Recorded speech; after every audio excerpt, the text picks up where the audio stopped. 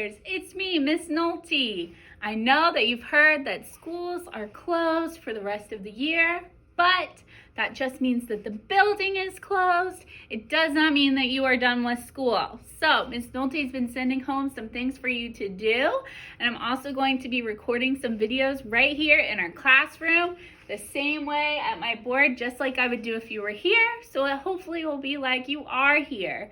Before I start, I just want to let you know that I miss you, and I'm so sad that this is how our year is going to end, but I'm going to do my best to make it just as fun and as exciting as if you were here with me as we finish out the year. So today I'm going to talk to you about abbreviations. An abbreviation is when you take a long word and you shorten it in to a smaller word and put a period after it.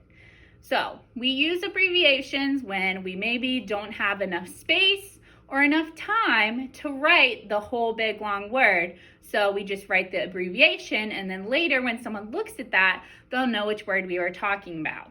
So abbreviations aren't something that you just make up. Most words already have their own abbreviations that people use. So for example, if we wanted to write a lovely note to our bus driver, Mr. Smith, on my card I could write his whole name, Mr. Smith. But let's say I didn't plan right and I made my picture too big and I don't have enough room for his whole name. Okay, so if I don't want to write the whole word Mr., I could just write M-R period. M-R period is an abbreviation for the word Mr. This big long word Mr. and M-R period both mean the same thing. They both mean Mr. So if I was writing his name, I could write it this way with the big long word, or I could write it M-R period. M-R period is probably an abbreviation that you've seen a lot when you see people's names. A lot of times too, in teacher's name, you have this abbreviation, M-R-S period, which is like the girl version of Mr. So boys are Mr. and girls are Mrs. Okay? Another abbreviation that you use in people's names are doctors. So let's say I wanted to write a note to my doctor. Dr. Sunshine.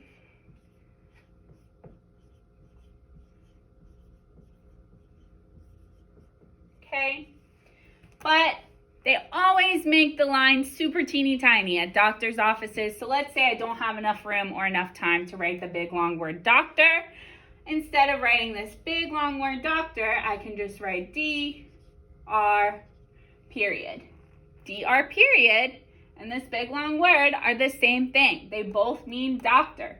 This is Dr. Sunshine. This is Dr. Sunshine. But if I do D-R period, that's me using an abbreviation so I don't have to write out the whole word. Another time that we use abbreviations a lot is with the calendar, when we do the months. So I've already written our 12 months on the board, so you didn't have to wait for me to do that. So I've got all 12 months, and I'm going to show you what the abbreviations are. For the months, most of the time you just take the first 3 letters of the month and you follow them up with a period. A period. A period. I know, periods are your favorite. Periods are those lovely things that we're supposed to put at the end of our sentences. Periods. So periods also go at the end of an abbreviation. So when you're doing your abbreviations today, make sure you remember your period, okay? So we're going to take the first 3 letters. So for January, our abbreviation is going to be J-A-N period. February will be F-E-B period. March is going to be M-A-R period. April is going to be A-P-R period.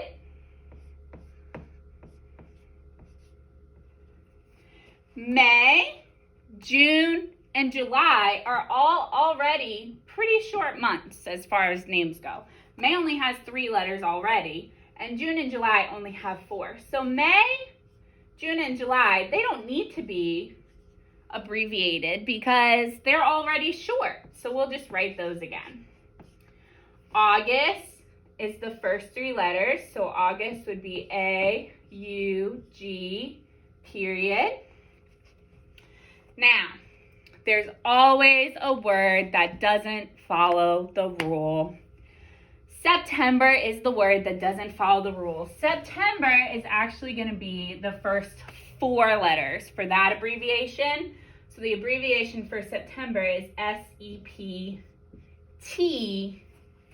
period. Still has period, but it's four letters instead of three. October, November, and December go back to following that rule, and you just take the first three letters and you write a period over them, after them. I hope that you can see these ones down at the bottom. But if not, November and December are just the first three letters with a period. Now, an abbreviation that you all have used a lot is the abbreviations for the days of the week. So a lot of times when we write our agenda, we abbreviate the days of the week so that we don't have to write the whole thing in our little box that we have. So I'm going to put the days of the week up here. We've got Monday, Tuesday, Wednesday,